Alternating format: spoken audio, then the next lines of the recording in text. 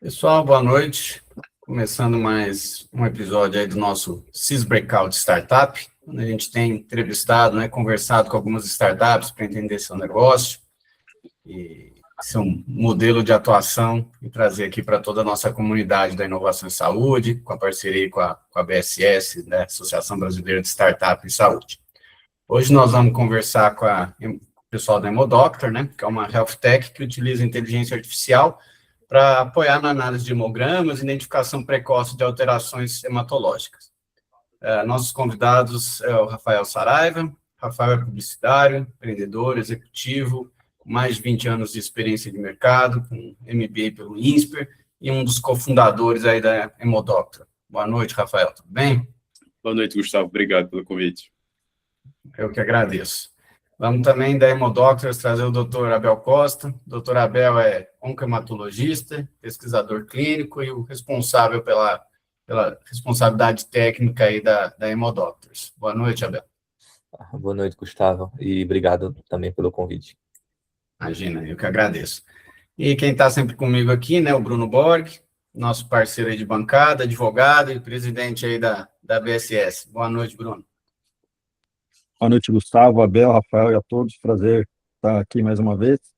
E obrigado aí por aceitar nosso convite para esse debate, para essa conversa que teremos aqui adiante. Obrigado, Gustavo. Perfeito.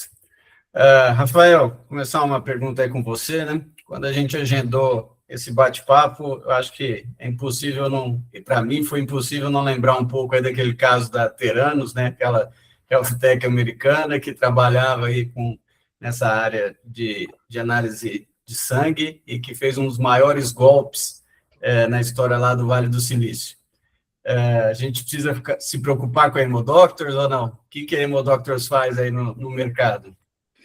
A gente está bem longe disso. Na verdade, a gente construiu um projeto que tem um impacto social e uma missão muito clara.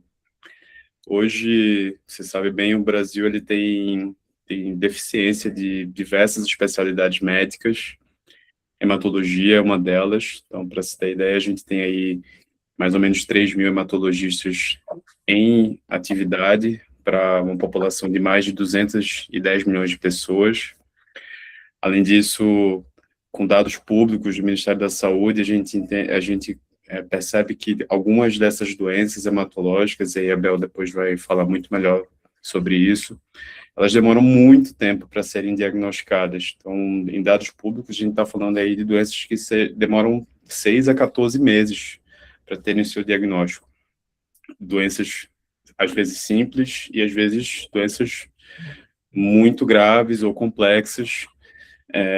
E, pessoalmente, eu tive um caso familiar que foi o exemplo da média do Brasil. Minha avó tinha uma doença hematológica que, mesmo passando por diversos médicos, não teve seu diagnóstico adequado. Demorou aí quase um ano para ter um diagnóstico e passando por diversas especialidades. Então, esse é um problema que é crônico, complexo e difícil de resolver pelos meios tradicionais. A Hemodoctor surge justamente para preencher esse gap com tecnologia, porque não surgirão vagas de residência suficiente para preencher esse gap, não terão médicos especialistas para todas as cidades do Brasil, tem quase 1.000 municípios no país que não tem hematologista. Então, esse é um problema que não vai ter uma resolução simples ou de curto ou médio prazo. É a tecnologia que é capaz de resolver isso. E aí, quando a gente foi construir o software, a gente foi entender como é que a gente poderia, qual seria o ponto de partida para viabilizar. E o exame em que isso é possível está disponível em todos os sistemas de saúde, para toda a população, que é barato e mais realizado no SUS e no privado, é o hemograma. É o exame mais comum, mais realizado e que traz bastante informação. É o ponto de partida para qualquer investigação. Então, a nossa lógica da Hemodoctor é levar a inteligência hematológica acessível para todos os serviços de saúde, de forma segura, explicável, que dê um suporte para o médico, nunca para o paciente.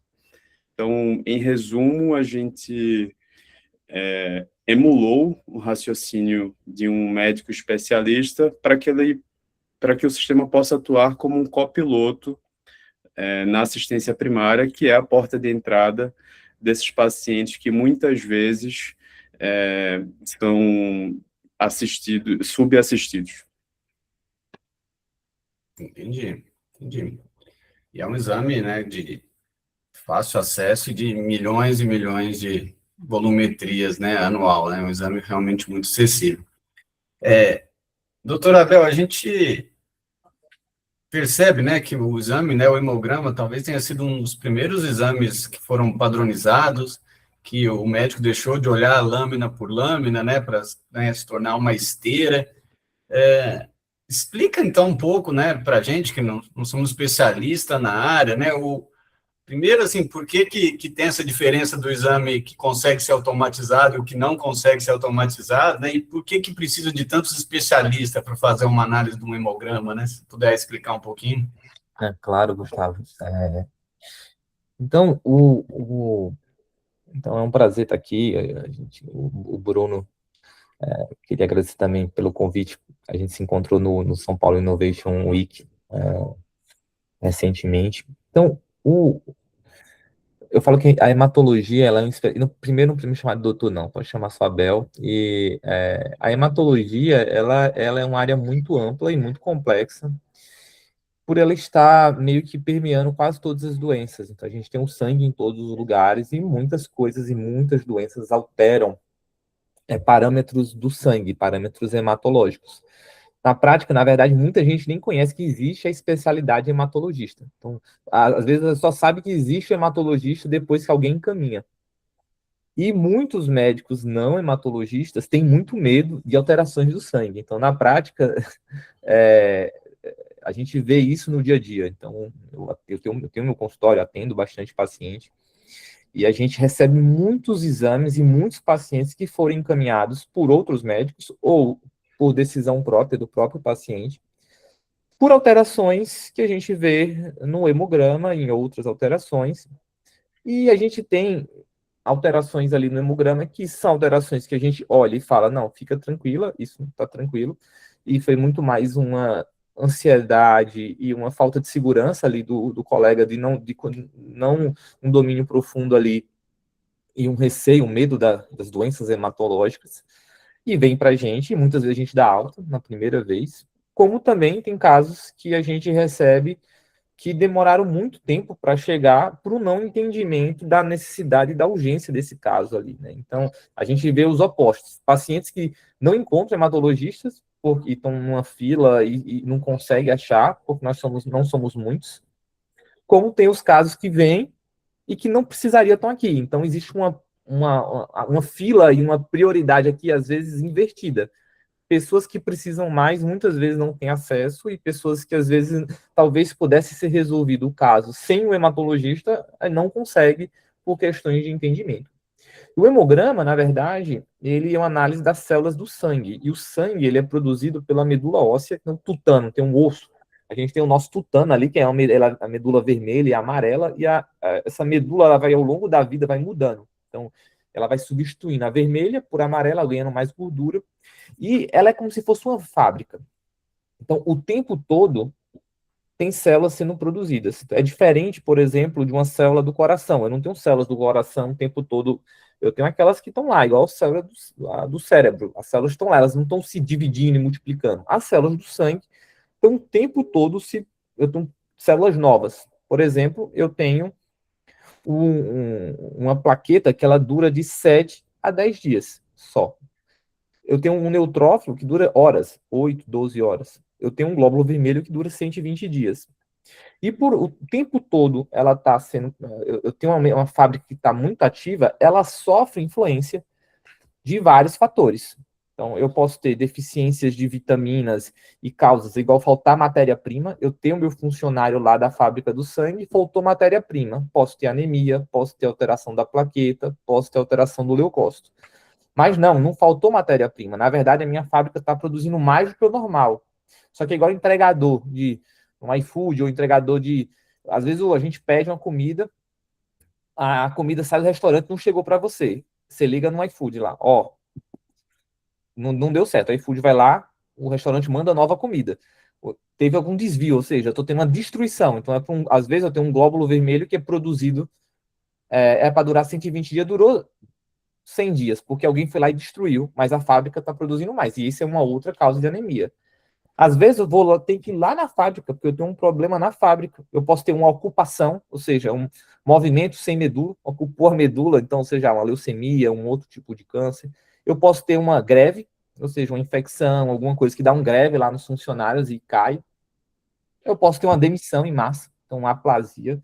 Então, o hemograma, ele, tanto doenças hematológicas, propriamente ditas, seja câncer do sangue ou outras doenças, como anemia por falta de ferro associada a sangramento menstrual ou qualquer outro sangramento, que é uma principal causa de anemia, como eu posso ter outras doenças não hematológicas que afetam o sangue de forma indireta, seja por uma greve, por uma inflamação. Então, na prática, o hemograma, ele é o exame básico que a gente pede para todas as investigações, todas as especialidades pedem, por isso, sempre você vai fazer um exame de rotina, quase muito difícil você não ter um hemograma junto. E várias doenças da medicina, elas podem alterar algum dado ali no hemograma, e isso pode indicar.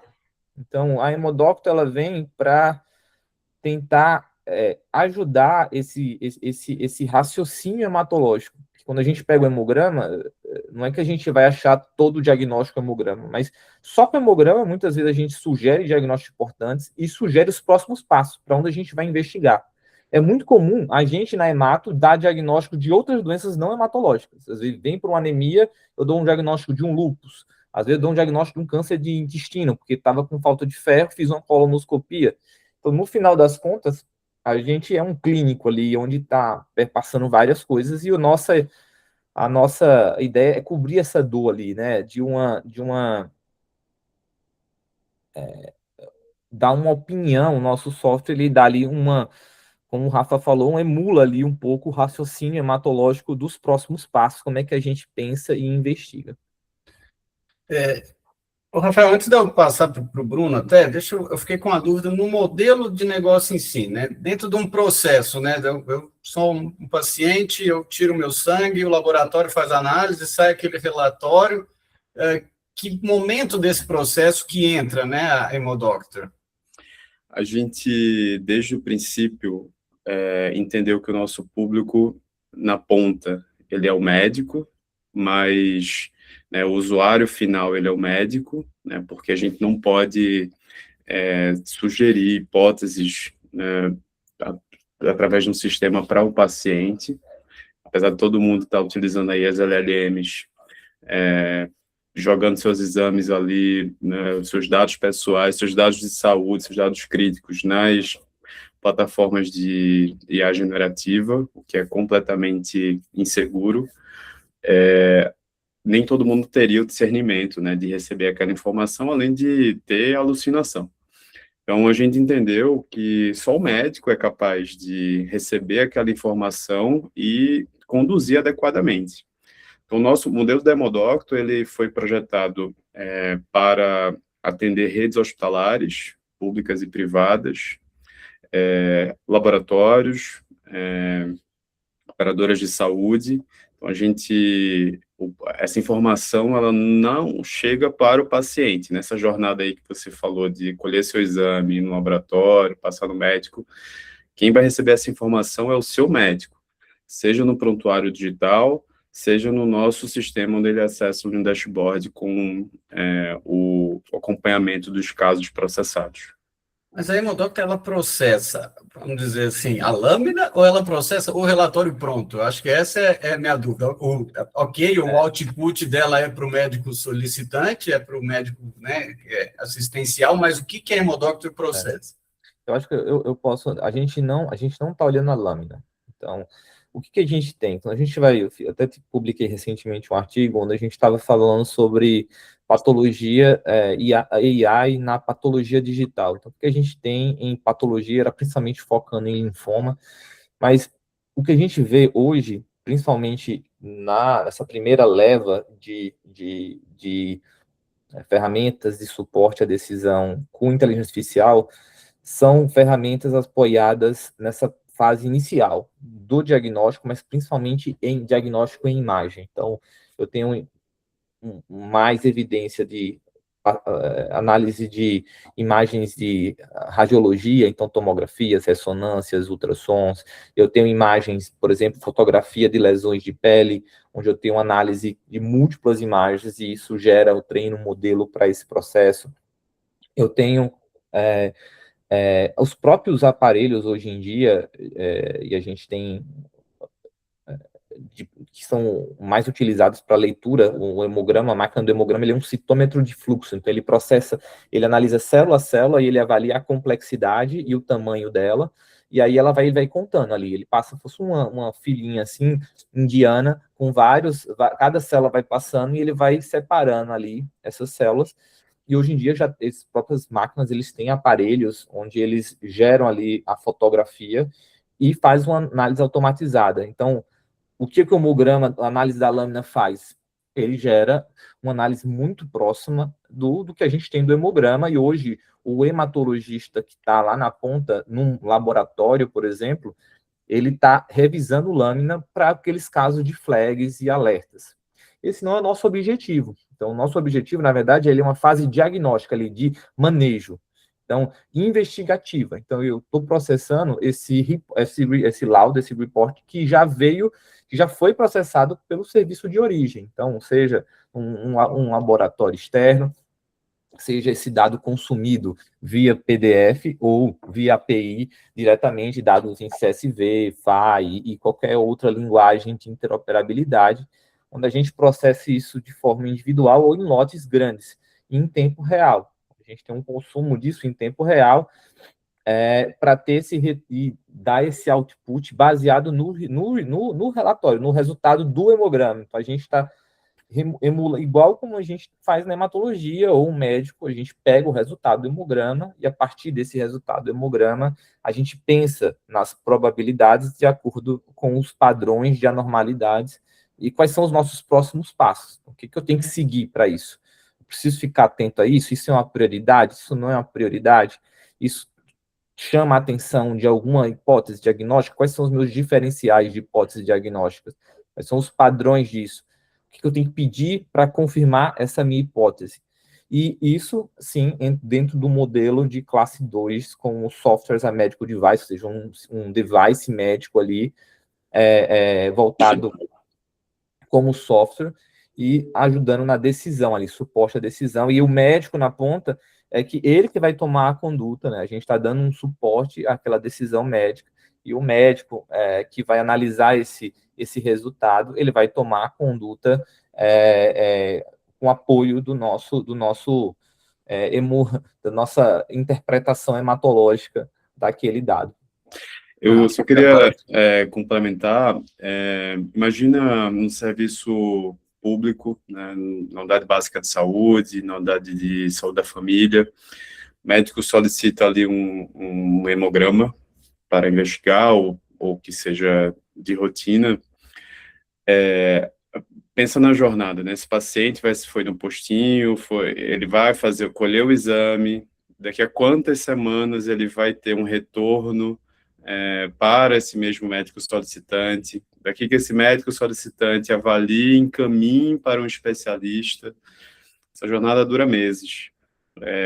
Na cidade de São Paulo, tem 400 mil pessoas esperando um atendimento com um especialista. Não há nenhuma triagem inteligente de encaminhamento para o especialista.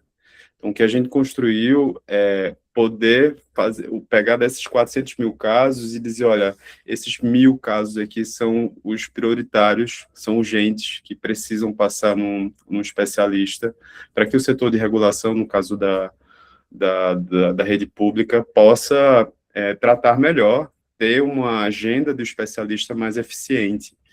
Então, o hemograma está disponível e a gente lê esse laudo como um médico hematologista leria para dar suporte a esse médico clínico. Agora eu acho que ficou bem mais claro, eu acho que realmente, né, o teu input é o report, né, que sai do laboratório, eu acho que isso ficou bem interessante, e aí você tem tanto esse papel de triagem, que hoje em dia realmente é fundamental, em São Paulo, né, são 400 mil, e São Paulo é onde tem, né, as melhores estruturas, a maior quantidade de especialistas pela população, né, proporcionalmente, tem essa fila, né, imagino que o tempo em outros locais sejam muito maiores. Então, realmente é muito interessante esse modelo. Bruno, passando um pouco a bola aí para você, né? Eu acho que esse é um problema que a Hemodoc tenta resolver, um problema real, um problema de alto volume, escalável. Como que você vê aí o negócio deles, Bruno? É interessante que, assim, eu peguei, antes do nosso encontro, fiz meu trabalho de casa, né? Existem aproximadamente, pelo CFM registrado, 3.500 hematologistas. 59% deles estão na região sudeste. Então, no Brasil, aproximadamente 1,66 especialistas para cada 100 mil habitantes. Então, vamos dizer que, trazer o número do Rafael aqui, né? 400 mil pessoas esperando para ser atendido e tem 1,76 especialistas para ser. Não dá para fazer a conta, né? A gente vai passar aqui, sei lá, quanto tempo para essas pessoas passarem no especialista. E eu conheço poucas startups que fazem isso. Talvez no Brasil eu conheça 3, 4 no máximo que trazem essa entrega. A Hemodoctor vem para fazer esse diferencial, ajudar na decisão, como o Rafael e o Abel trouxeram aqui. De novo, né, nada aqui substitui a atuação do médico, nada aqui substitui a decisão do médico, mas realmente é para apoiar nesse volume gigantesco de pessoas que existem, atrás de um resultado de exame, fazendo com que essas pessoas tenham resultado previamente, né, prevendo doenças mais graves no futuro. De novo, aí volta para aquele ciclo que a gente fala todas as vezes aqui, né, Gustavo? Prevenção custa mais barato do que tratar a doença, o quanto isso é economia para os cofres públicos, para os hospitais, para as operadoras.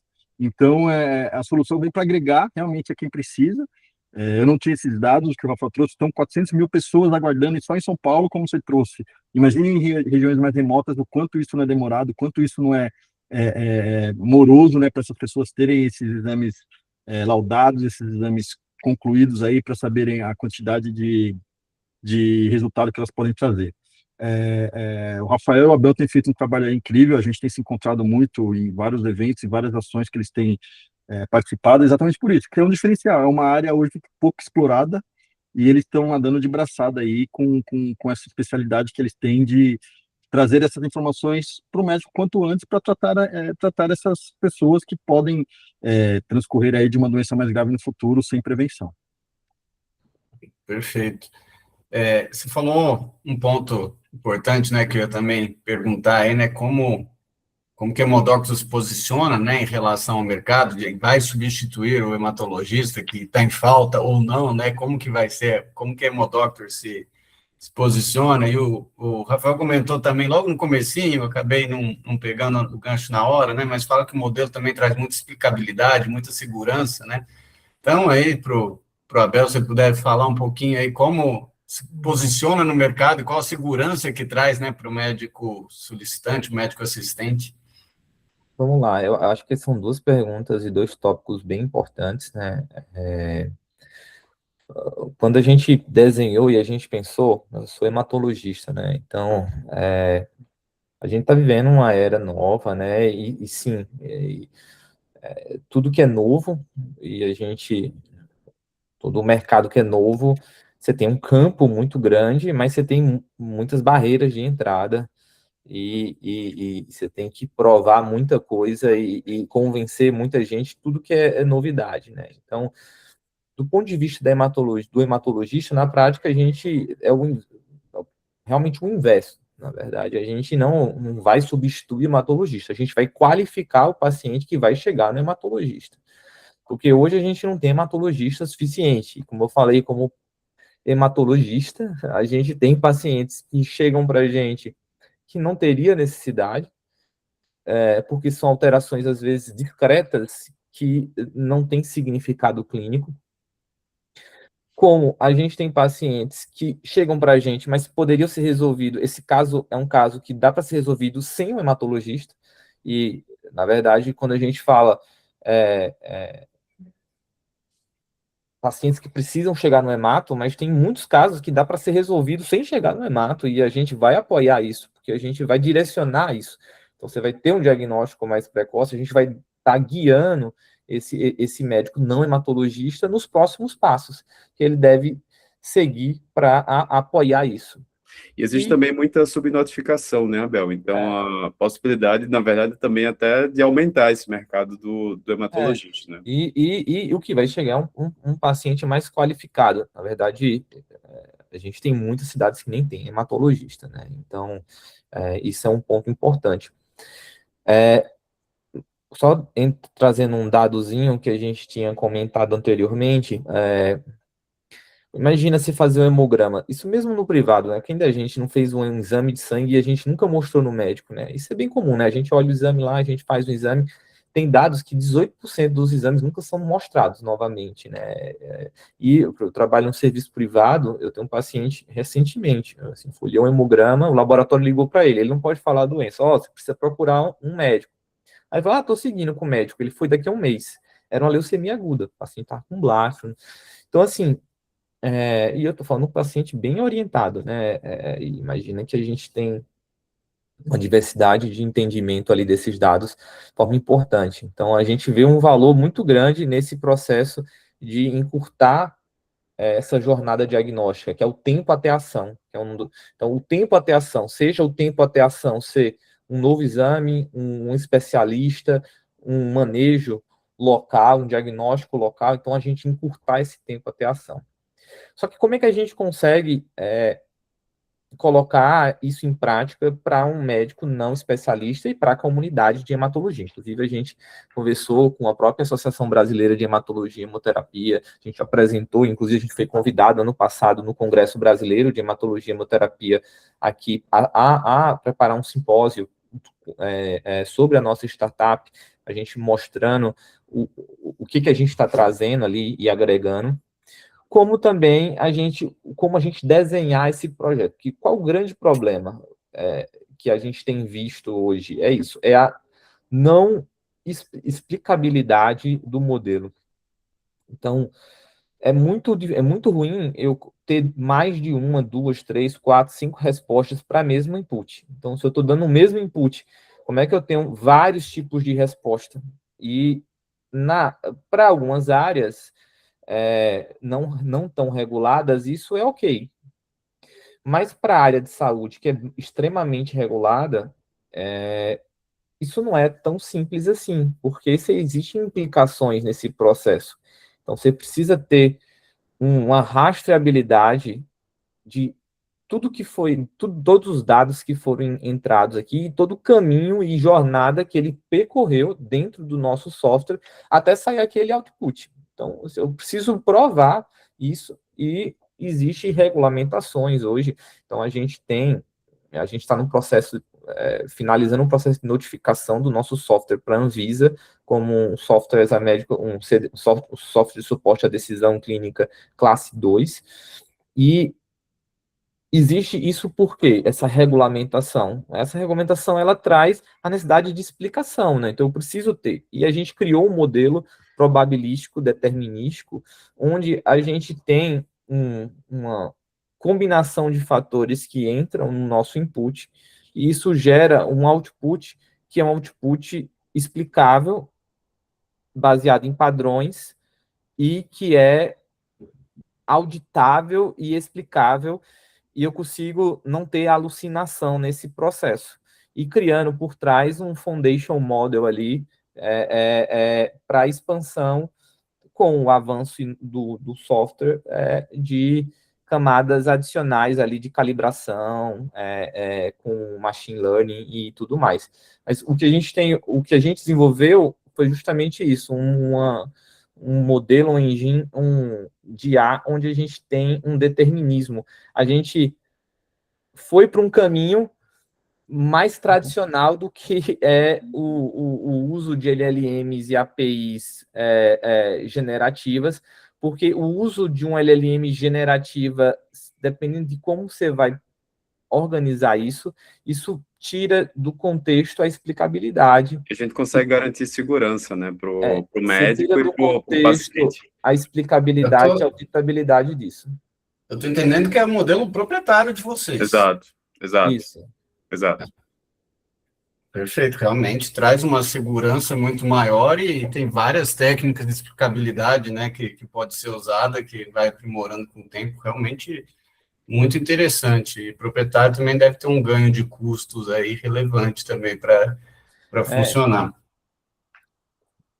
Pode falar. não, só para isso. Então, isso a gente desenvolveu esse modelo justamente porque o uso, tudo bem, a gente tem evoluído agora, tem até a próprio ChatGPT Health e outras, mas é isso. Uma coisa é você trabalhar, eu, paciente, subo o meu dado, e aquele dado, eu estou gerando um output ali daquele dado para mim. Outra coisa é eu, como instituição, estar numa camada, lendo em lotes, um volume grande de exames, e dando um output ali para o médico ali. Então, é diferente. Eu preciso ser explicável ali, eu preciso ter um grau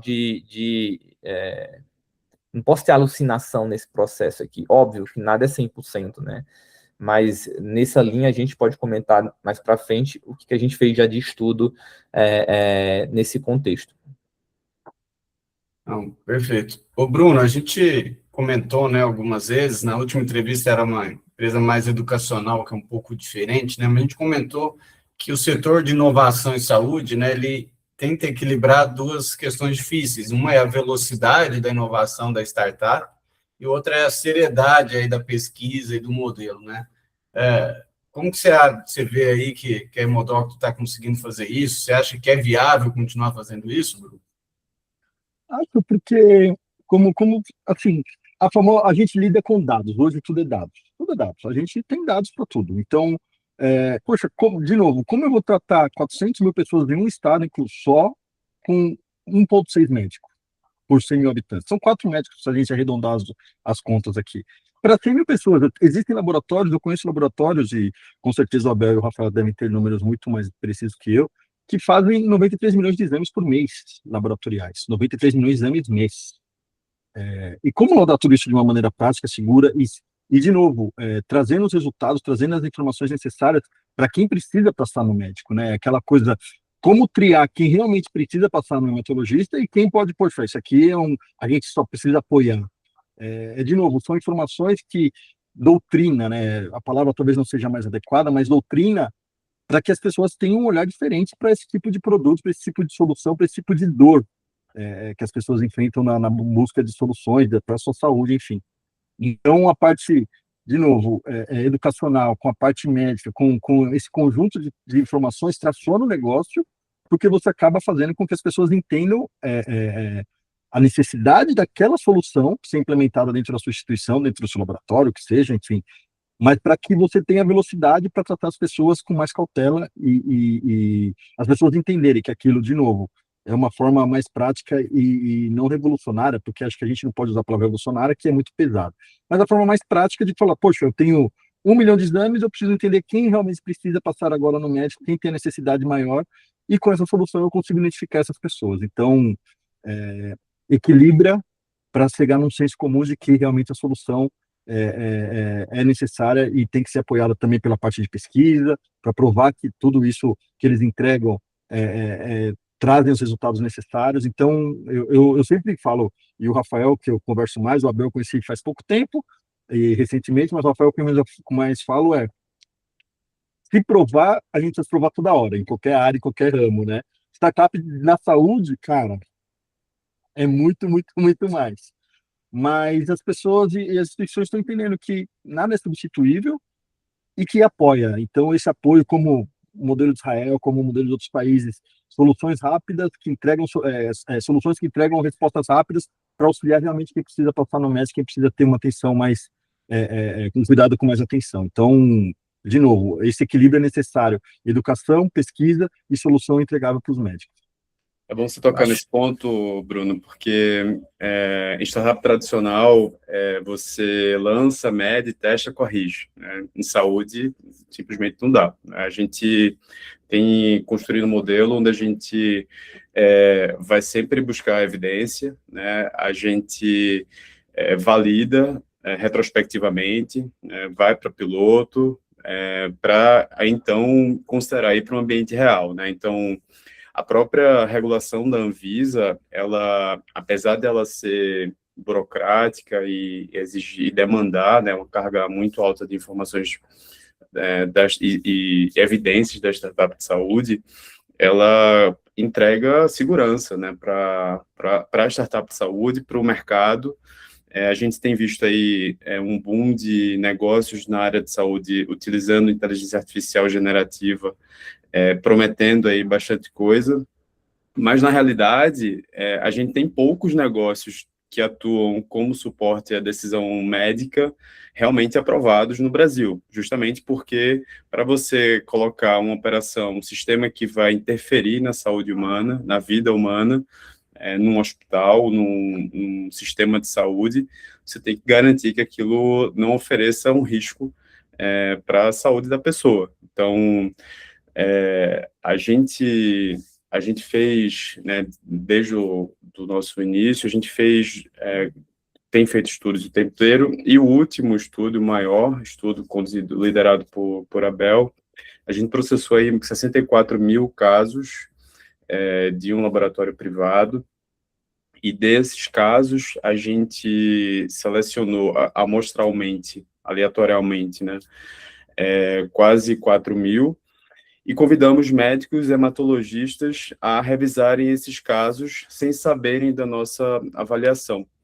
A Bel vai poder detalhar um pouco mais tecnicamente sobre o estudo, mas, na prática, a gente conseguiu provar ali que a gente consegue, primeiro, o primeiro grande achado para mim é a variabilidade, porque mesmo entre especialistas você vai ter visões diferentes sobre interpretação diferente sobre aquele exame.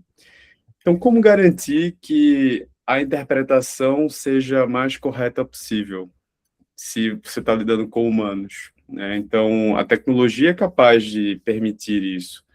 Se você tem ali um sistema bem construído, embasado e maduro, a gente consegue, com tecnologia, permitir diminuir essa variabilidade. Então, quando a gente encontrou ali, quando houve concordância entre os especialistas, a gente tem um nível de acerto, dependendo da condição, de quase 100%. De concordância com os médicos especialistas. Então, isso foi muito rico, e é o que a gente utiliza quando a gente vai conversar com qualquer player de saúde. Esse estudo ele foi publicado na Sociedade Europeia de Hematologia, né, agora em junho. Então, isso dá um respaldo muito grande para o que a gente está construindo, tem embasamento, né, e é de forma segura para o profissional utilizar. Eu vim da área de radiologia, né? Trabalho em radiologia há 10 anos e sempre tem questionamentos de laudos, né? E eu fui investigar um pouco sobre justamente essa variabilidade inter e intra-observador. Não existe variabilidade só entre médicos, mas às vezes o mesmo médico faz diagnósticos diferentes se ele olha o exame de manhã, de tarde, olha no dia seguinte e tal. Então, a medicina a gente tenta padronizar, tenta acertar, mas ainda não é uma matemática, né? Não é uma ciência 100% exata, né? Então, ainda tem alguns quesitos que precisam ser superados e, realmente, também na radiologia, assim como você deu de exemplo, né? Você ter um modelo, ele ajuda a ter um padrão um pouco maior nisso. Realmente é um ponto muito interessante. Talvez seja até um pouco chavão, né? Mas voltando aí nesse desafio de equilibrar a velocidade e acurácia e técnica, né? Eu acho que passa um pouco pelaquela questão de propósito, aquela questão um pouco de ter um interesse real pelo problema, né? Não é só vamos colocar IA no nome, buscar uma solução de mercado pronto e colocar aqui, né? Realmente a gente ter esse interesse pelo problema é muito importante. Muito bom. Abel, você comentou né, numa das suas passagens, né, que você consegue diminuir o ciclo, né, do paciente dentro aí de um processo inteiro. O Rafael também comentou já de uma experiência que fez. O que vocês podem comentar? O que vocês já fizeram na prática? Onde vocês já testaram o produto? Onde vocês estão? Se tem algum número de quanto tempo que vocês conseguem encurtar no ciclo de atendimento? Trazer um pouco aí de mercado real para nós seria bem legal para entender a maturidade aí da Hemodoctors no momento. Muito bom, Gustavo. Assim, eu acho que a jornada do paciente, essa jornada, ela é bem diferente hoje, a depender do paciente, a depender do serviço onde está, a depender da cidade onde está, a depender da doença. Então, por exemplo, uma leucemia aguda, o quanto antes eu descobrir isso, tem um impacto muito grande. Eu consigo, sim, sugerir e suspeitar da leucemia aguda fortemente com hemograma, se bem avaliado, ou até leucemias crônicas. Então, esse é um ponto. Mensurar essa jornada, ela não é fácil. E porque, principalmente no Brasil, a gente tem uma dificuldade muito grande de interoperabilidade entre os sistemas, né? Então, você mensurar isso, eu preciso ter o meu desfecho, né? Então, e como é que eu vou... Uma coisa é eu captar o hemograma, outra coisa é eu captar o desfecho ali de forma populacional, né? E esse desfecho, no Brasil, a gente usa CID, usa algumas formas que a gente tem em nossos prontuários eletrônicos, mas muitos deles são voltados principalmente para, do ponto de vista de gestão financeira e administrativa e operacional, e muito menos gestão clínica ali, né? Então, esse processo dessa jornada muito clara no Brasil, ela não é muito fácil. O que a gente tem? Então, hoje a gente tem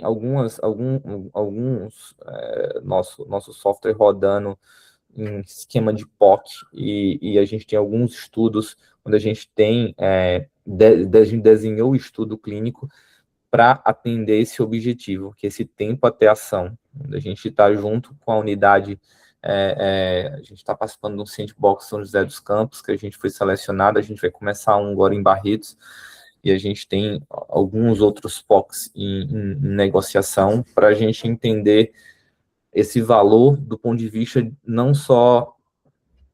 porque é fácil a gente mostrar grandes números e tudo mais, mas a gente ir lá no detalhe ali, o encurtamento dessa jornada. Do ponto de vista comercial, a gente ainda não consegue comercializar, porque, como por ser um produto regulado, né, então a gente precisa da notificação da Anvisa para a gente atuar como a gente ter um produto comercialmente ativo e utilizando fora de um contexto de pesquisa, que é o que a gente está desenvolvendo hoje.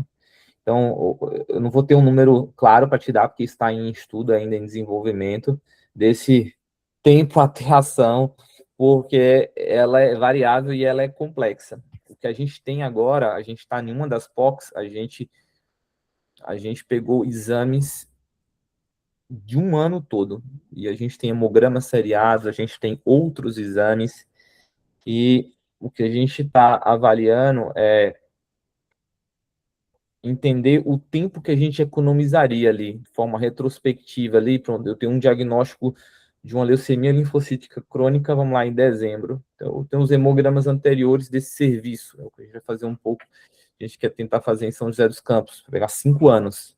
Imagina a quantidade de exames que a gente vai processar. Quanto tempo antes a gente já tinha um alerta pelo nosso software, isso de forma retrospectiva, que a gente já tem um alerta, uma assinatura que não, isso aqui está alertando para uma LLC, mas o diagnóstico, a gente tem evidência do diagnóstico em prontuário eletrônico, e que foi 6 meses depois, 5 meses depois, e que a gente ganhou nesse tempo. E óbvio, o que a gente está trabalhando também com algumas um estudo prospectivo, né, de forma silenciosa, né, então a gente rodar o sistema em paralelo ao que está acontecendo na prática. Então, a gente está acontecendo na prática uma rotina, e em paralelo a gente está rodando, e de forma silenciosa a gente vai avaliando esses desfechos, porque retrospectivamente, eu sou pesquisador, né, eu faço muita pesquisa clínica, e muitos dos dados da Real e pesquisas desde fase 1 a fase 3, com novos tratamentos para oncologia e hematologia. E dado de vida real é muito complexo, porque a gente não tem prontuários, a gente não tem um sistema de saúde preparado e em tempo real um dado estruturado. A gente tem muito dado solto, né? Então é bem complexo a gente fazer algumas análises com isso. E quando a gente considera a entrega de valor, né, para os nossos diferentes públicos, né, claro que a melhoria da assistência, né, ali para a ponta, né, para quem vai receber o impacto final de um diagnóstico mais rápido, um tratamento mais precoce, ele é o primeiro objetivo, mas quando a gente pensa em operadora de saúde, redução de desperdícios, né? Esse é um paciente que ele circula por vários serviços, por várias especialidades, vai fazer exames desnecessários, vai chegar ou tratamentos equivocados, vai chegar tarde, vai gerar mais internação, vai gerar tratamentos mais invasivos, vai gerar tratamentos mais onerosos, mais judicialização. Quando a gente está falando de rede hospitalar privada, a gente está falando de oferecer uma assistência muito mais eficiente, né? Você está falando de uma retenção de pacientes, onde aquele paciente detecta um caso complexo, é onde ele vai tratar. Então, se ele encontrou ali, passou no pronto-socorro, até porque muitas dessas doenças têm sintomas muito genéricos. Então, mas aí o cara foi lá, estava se sentindo mal, foi investigar uma virose, mas poderia ser uma doença oncológica. Se ele fez o hemograma e a gente detectou, ele vai tratar naquele hospital. Então, para o sistema público, você ter uma triagem eficiente, né, do que a gente estava comentando aqui. Então, a gente tem entregas de valor diferentes para públicos diferentes e, claro, o ganho na qualidade da assistência, ele sempre vai ser ali a entrega super importante. Você tem ganhos secundários, né? Não é só aquele ganho exato, né, do diagnóstico, né? Você traz mais eficiência para o processo todo, né? Em Barretos é o Hospital do Amor, né? E São José, vocês podem falar? Qual Prefeitura, São José do é? Pelo SUS também, né? Exato. Então, bacana. É o processo eles abriram um processo de sandbox, né, para startups, né? A gente foi selecionado nessa última chamada. Não, bacana. Você comentou também, né, de interoperabilidade, não ter dados estruturados. Eu sempre gosto de repetir, até cansativo às vezes, mas eu sempre repito a pesquisa do TIC Saúde, que fala que 7% dos hospitais ainda é prontuário em papel, não é prontuário eletrônico. Então, o desafio nisso é muito grande. A Neuza Andrade, né, fez um projeto muito legal em Curitiba e ela apresentou num podcast também, não nesse, mas em um outro podcast aí da Comunidade de Inovação em Saúde. Muito legal um trabalho que eles estão fazendo em Curitiba, justamente para melhorar essa questão de interoperabilidade e comunicação entre as cadeias. Vale a pena assistir, tá no YouTube da CIS também. Ô Bruno, como que a BSS, né, ajuda, né, a abrir essas portas, ajuda a fazer as pessoas poderem colocar os seus próprios POCs aí para jogo?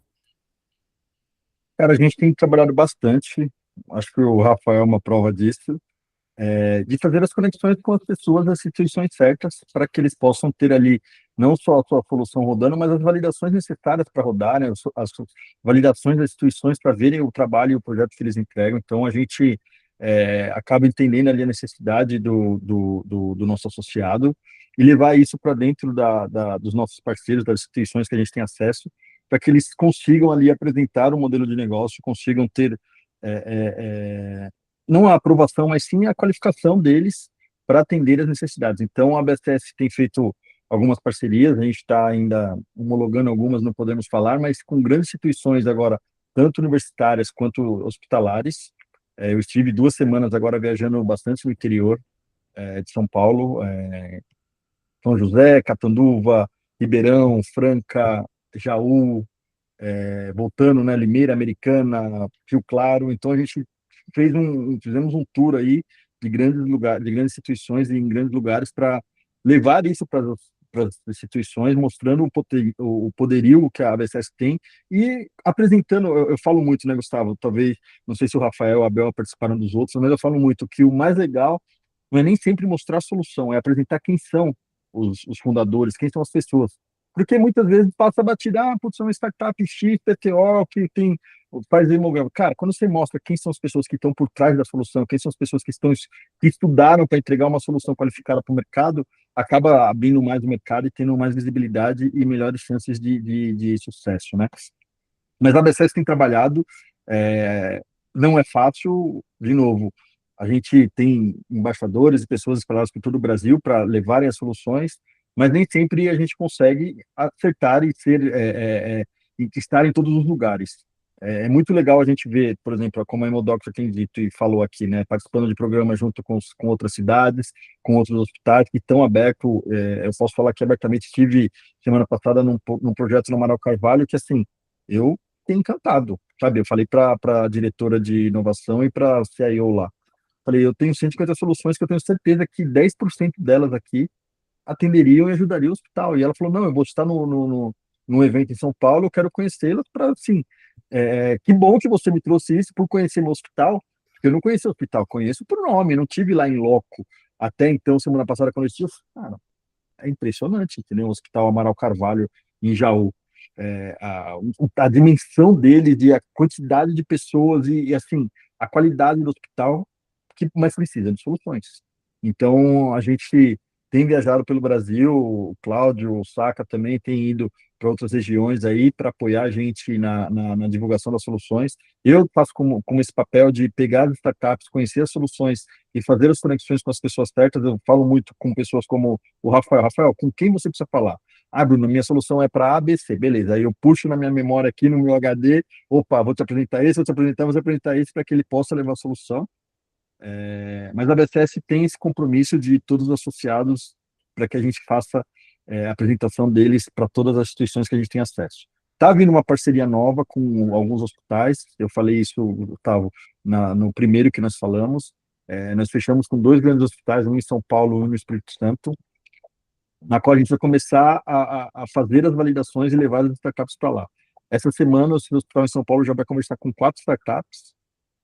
A do Espírito Santo começa a semana que vem a conversar com as startups. Então, isso é bom porque, assim como nós conversamos muito, os hospitais também se conversam. Então, acaba ali, opa, cara, eu estou conversando com o pessoal da BCS que tem essa solução, cara, você estava falando disso, conecta lá com o pessoal da BCS que eu sei que ele tem uma solução para isso.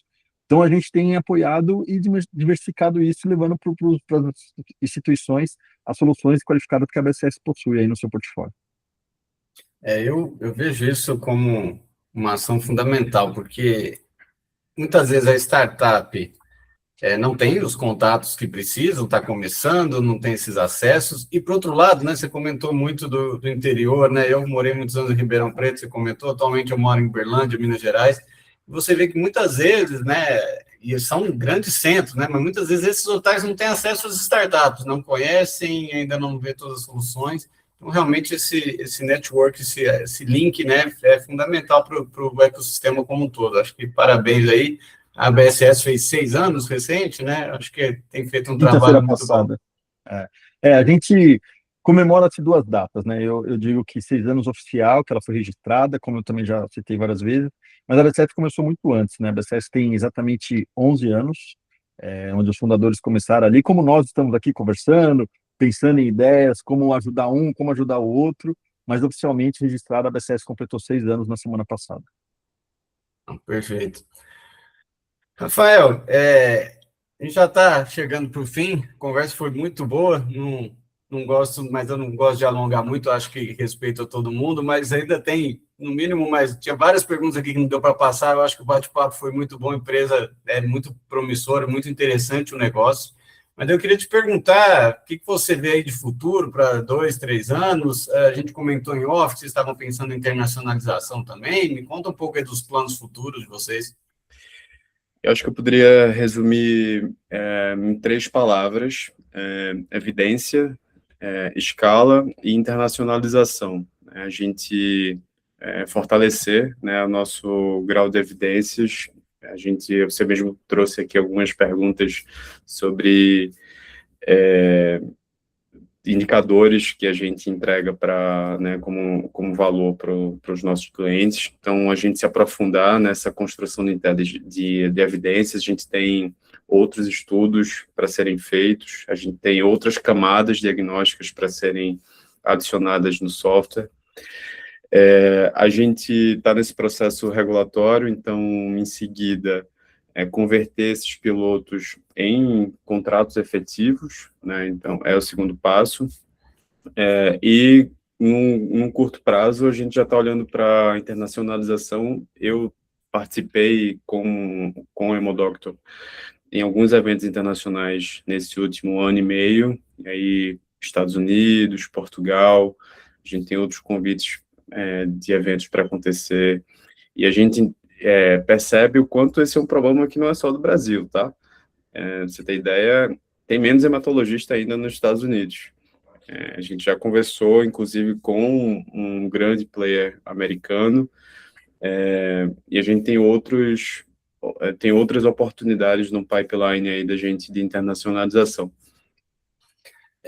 Rafael, acho que até deveria ter perguntado no começo da conversa, mas hoje, como você, se puder falar, claro, mas como vocês estão estruturados? Vocês têm investidores? Você tem fundo? Como vocês estão estruturados? A gente optou por seguir até aqui, até o momento de ida para o mercado com bootstrap.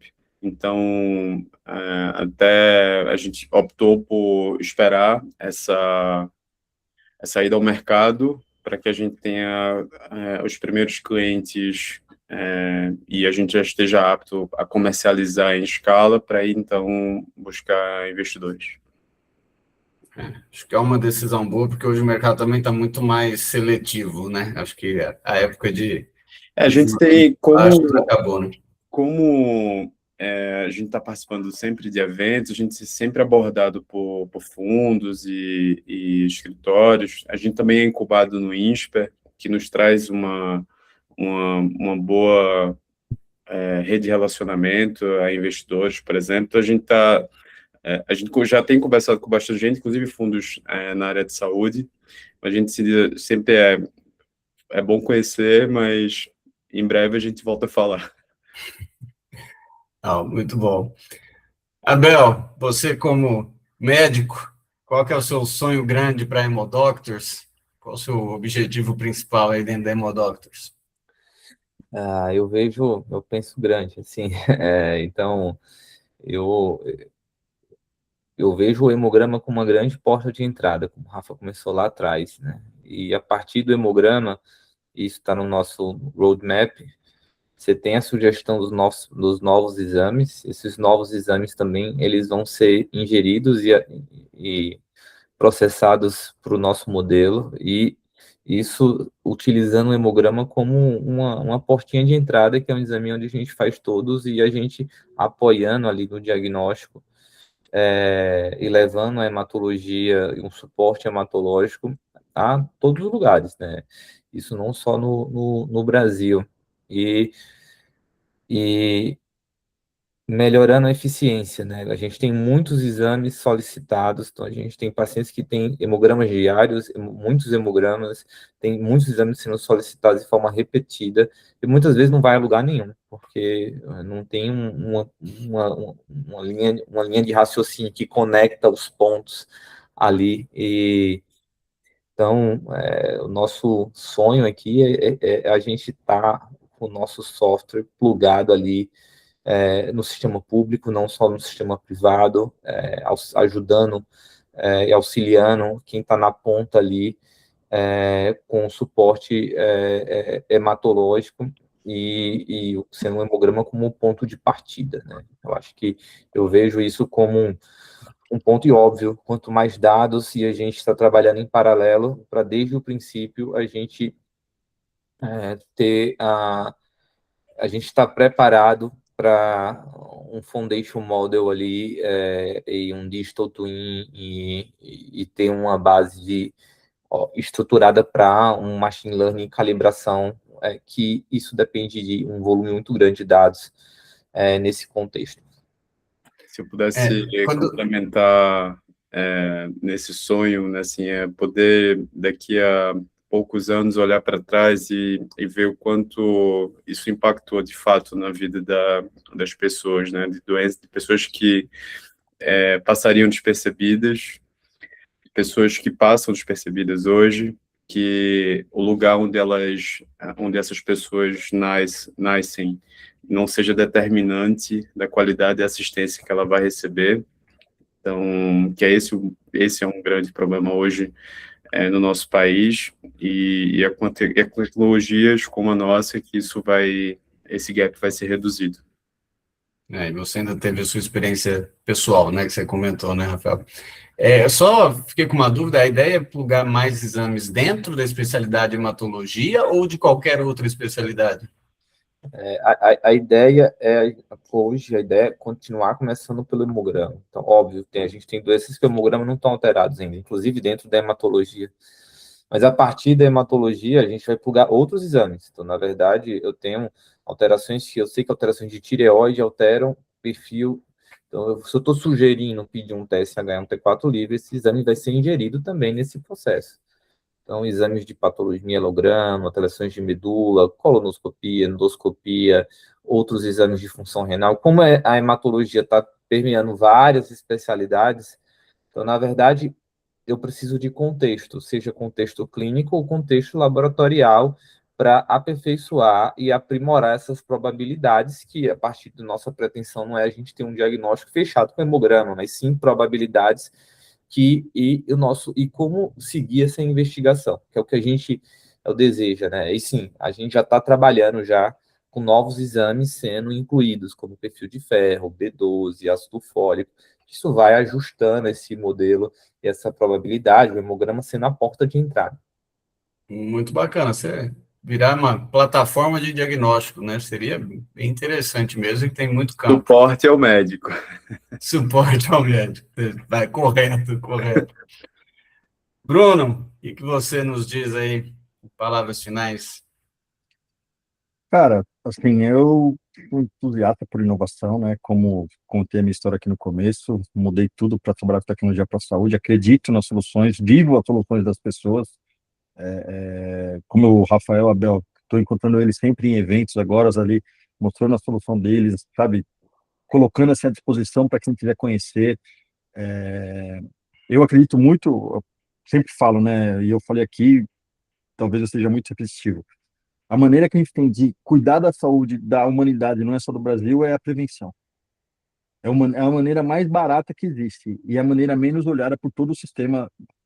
Tirando alguns países, 98% dos países não olham para prevenção, olham para cuidado. Então, de novo, a Hemodoctor vem aqui para ajudar nesse auxílio aos médicos, para ajudar quem realmente precisa ser tratado e cuidar ali antecipadamente uma prevenção melhor para os usuários, para a população como um todo. Então, agradeço aí o Rafa, o Abel, tenho eles aí cada vez mais tentando estar mais próximos, não tenho tido tanto tempo como gostaria, mas a gente acaba se esbarrando aí em alguns eventos, sempre junto, 5, 10 minutos de conversa, a gente acaba balizando algumas ações, os próximos passos, mas eu acredito que é isso, acho que foi falado aqui coisas que muito boas, né? A IA não é só um hype, é exatamente para ajudar o auxílio médico a olhar com cuidado e ter uma visão ali mais. Eu tive nesse evento em Jaú, uma pessoa falou uma coisa que eu fiquei com aquilo na cabeça, né?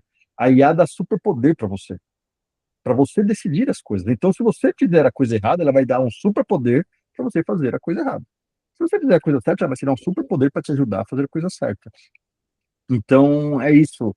A gente não pode esquecer quem são as pessoas que estão cuidando dessas soluções, quem são as pessoas que estão elaborando, não são qualquer pessoa, são médicos, são especialistas que entendem do que estão falando e a necessidade global, como eu falei, são 3.500 médicos pelo CFM no Brasil, de hematologistas, então a quantidade é muito pequena, perto do que realmente precisa, e a solução vem para apoiar e ajudar com que esses médicos tenham melhores resultados, tenham melhores eficácias e ajudem a população. Então, obrigado pela apresentação, Rafael e Abel, obrigado aí por serem essas pessoas e quero aproveitar e parabenizar pelo sonho, quero poder estar ali, curtir com vocês e parabenizar, falar, cara, a gente começou, vocês começaram, eu lembro, e aí, ó, vocês não desistiram, isso é o mais importante. Não desistir, realmente muito bom. Rafael Abel, eu Gostei demais do bate-papo, gostei demais de conhecer meu Doctor, não conhecia, acho que vocês estão fazendo um trabalho muito sério. Fico muito satisfeito de vocês não serem materanos, a gente não vai ter essa surpresa. E o bate-papo realmente estava muito bom, tinha várias outras perguntas programadas, mas não deu pelo tempo. Agradeço meu nome, agradeço o nome da CIS. A CIS hoje é uma comunidade aí que está na LinkedIn, Instagram, YouTube, no LinkedIn, só no LinkedIn acho que já são quase 12 mil pessoas, temos 5 grupos de WhatsApp bem ativos, sendo um deles em espanhol, então quem quiser fazer parte aí, está nos comentários também, a página da CIS, né, que é inovaçãosaude.com, lá tem todos os links para as nossas páginas, para as nossas redes, então vale muito a pena seguir também. Agradeço a todos vocês. Obrigado, pessoal. Obrigado, gente. Obrigado, Bruno, Gustavo, Rafael, todo mundo. Abraço. Falou, Valeu, pessoal. Boa obrigado. noite. Obrigado. Tchau, tchau. Boa noite.